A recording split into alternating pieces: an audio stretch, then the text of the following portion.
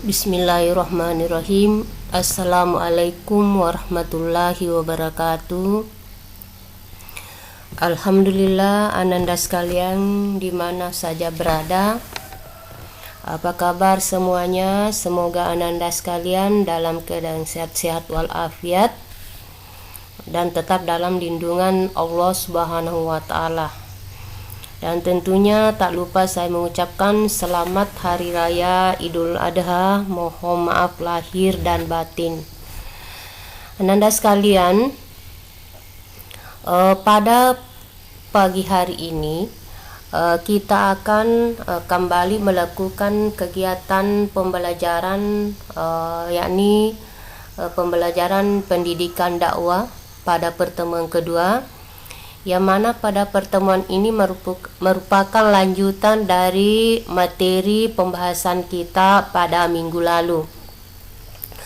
Baiklah, pada pembahasan kita minggu lalu kita akan bahas tentang dengan berdasar dari kompetensi dasar, yaitu memahami konsep, yakni pengertian, tujuan, cara-cara, persiapan, langkah-langkah dan praktek dakwah pada masyarakat, yang sebagaimana telah kita pelajari minggu lalu tentang pengertian, tujuan, cara-cara berdakwah.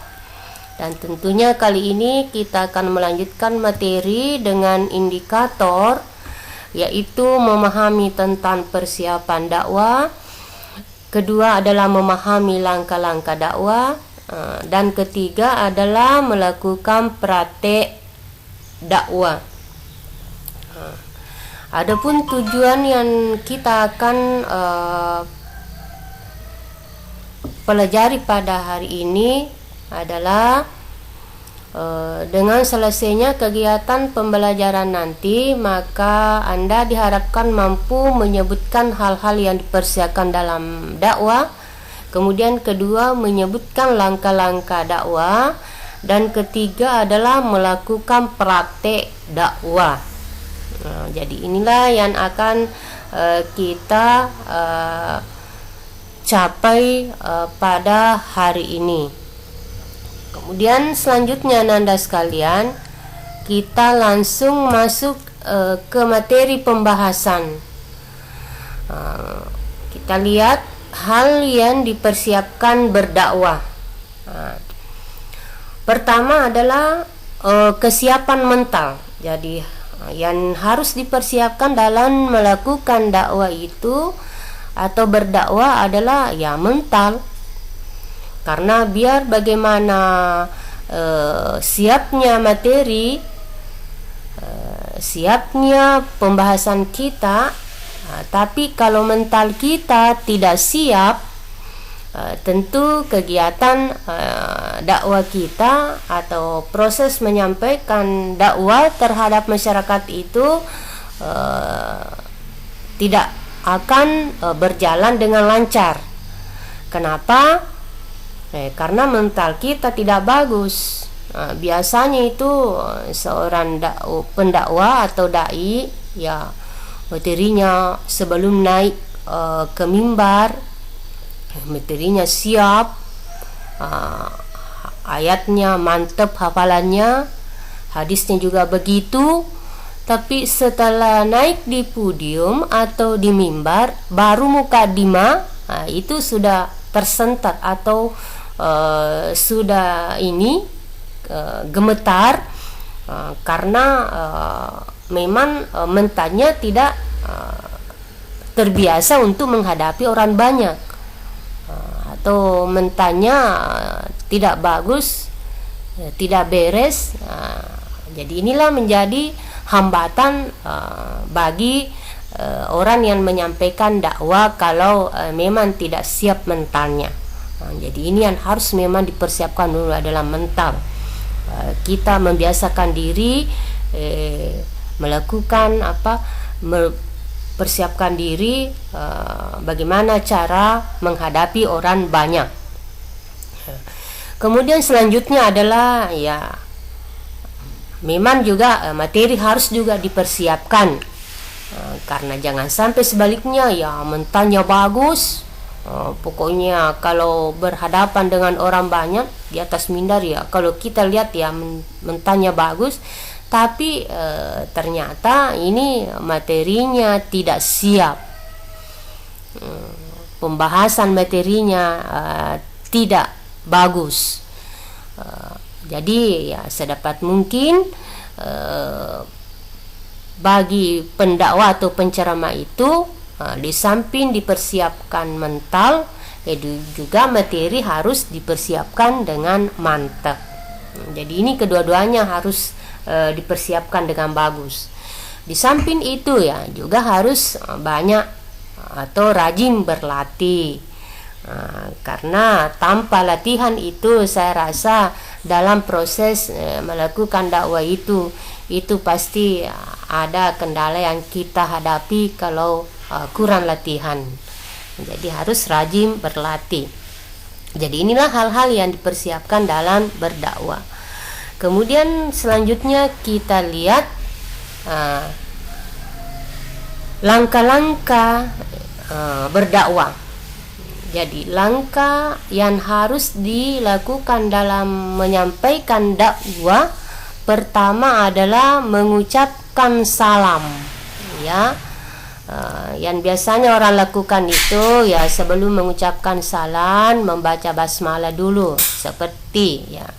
Misalnya saya kasih contoh, Bismillahirrahmanirrahim, Assalamualaikum warahmatullahi wabarakatuh. Jadi inilah langkah pertama, mengucapkan salam. Harus mengucapkan salam. Setelah mengucapkan salam ya kita masuk pada mukaddimah atau pembuka.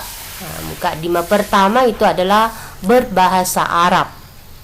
Ya.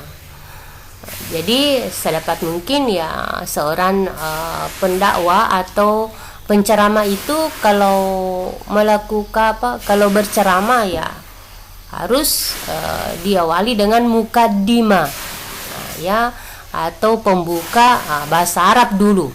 Setelah melakukan pembuka bahasa Arab, maka kita melakukan puji-pujian terhadap Allah Subhanahu wa Ta'ala.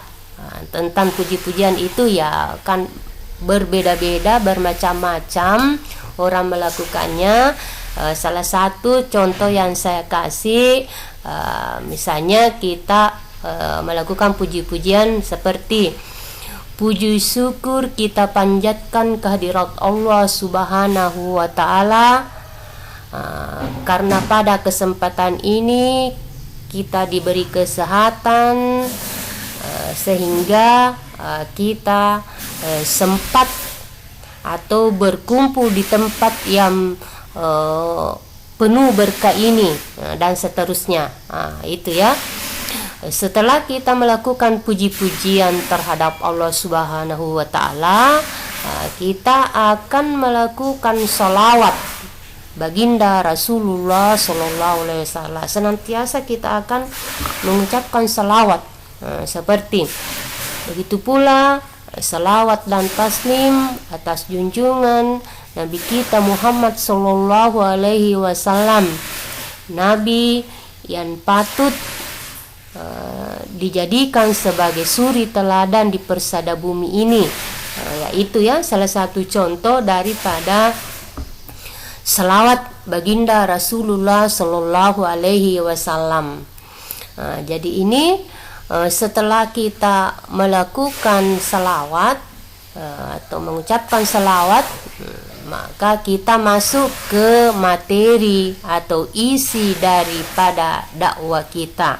Apa yang akan kita sampaikan atau materi apa yang akan kita bahas, ini tentunya kita sebaiknya mengambil satu judul sebagai bahan atau fokus pembahasan pada dakwah kita. Saya kasih contoh, misalnya kita akan membahas tentang keutamaan ilmu pengetahuan. Jadi itu judulnya misalnya adalah keutamaan ilmu pengetahuan. Tentunya isi dakwah kita itu harus kita konsisten pada judul yang telah kita ambil itu. Misalnya keutamaan ilmu pengetahuan, maka isinya itu segala pembahasan kita itu harus konsisten atau terkait dengan ilmu pengetahuan, baik ayat atau hadis yang akan kita angkat pada dakwah kita itu, ya itu tentunya terkait dengan ilmu pengetahuan, karena judul yang akan kita bahas yang telah kita angkat adalah masalah keutamaan ilmu pengetahuan. Jadi itu ya, langkah kelima itu adalah materi atau isi dakwah kita. Setelah kita membahas dari materi atau isi daripada dakwah kita itu, setelah kita kupas semuanya dengan bagus, dengan mantap, maka kita menarik suatu kesimpulan atau mengambil kesimpulan. Kenapa harus ada kesimpulan? Agar dakwah kita itu bisa dimengerti atau dipahami betul dari para pendengar atau masyarakat, bahwa ini merupakan inti daripada pembahasan kita. Itulah yang menjadi kesimpulan pada dakwah kita ya. Jadi ini memang harus ada kesimpulannya, supaya apa yang telah kita bahas, apa yang telah kita kupas pada isi dakwah kita itu, masyarakat dapat memahami dengan benar atau betul-betul dipahami oleh masyarakat. Setelah itu maka kita akan menutup daripada dakwah kita atau penutup. Jadi inilah merupakan langkah-langkah yang dilakukan dalam berdakwah. Ananda sekalian yang saya cintai dan saya banggakan, selanjutnya setelah kita memahami daripada hal-hal yang dipersiapkan dan langkah-langkah dalam berdakwah itu, maka pada kali ini saya akan kasih contoh mukaddimah yang berbahasa Arab. Yang tadi yang dilakukan setelah mengucapkan salam itu kan ada mukaddimah yang berbahasa Arab. Namun sebenarnya contoh daripada mukaddimah bahasa Arab itu macam-macam ya, banyak macamnya, yang sering dilakukan oleh para dai atau para penceramah, para pendakwah. Namun kali ini saya hanya kasih contoh saja dulu. Inilah merupakan dasar kita untuk bahan kita praktik nanti ya. Perhatikan, saya bacakan ya, dan saya praktikkan sebagai contoh ya. Oke, silakan Ananda perhatikan ya. Bismillahirrahmanirrahim. Alhamdulillahirabbil alamin, wassalatu wassalamu ala sayyidina Muhammadin wa ala alihi wa sahbihi ajma'in, amma ba'd. Alhamdulillahillazi arsala rasulahu bil huda wa dinil haqq liyuzhirahu 'alad dini kulli walau karihal musyrikun. Wassalatu wassalamu ala sayyidina Muhammadin wa ala alihi wa sahbihi ajma'in, amma ba'd. Hamdan wa syukran lillah, salatan wa salaman ala sayyidina Muhammadin wa ala alihi wa sahbihi ajma'in, amma ba'd. Jadi inilah merupakan contoh atau mukaddimah yang berbahasa Arab. Jadi Ananda sekalian, Sekarang saya kasih tugas. Saya kasih tugas ya. Ini tugas kedua dan memang merupakan pertemuan kedua. Pertama, silakan Ananda tulis contoh mukadimah yang berbahasa Arab tadi.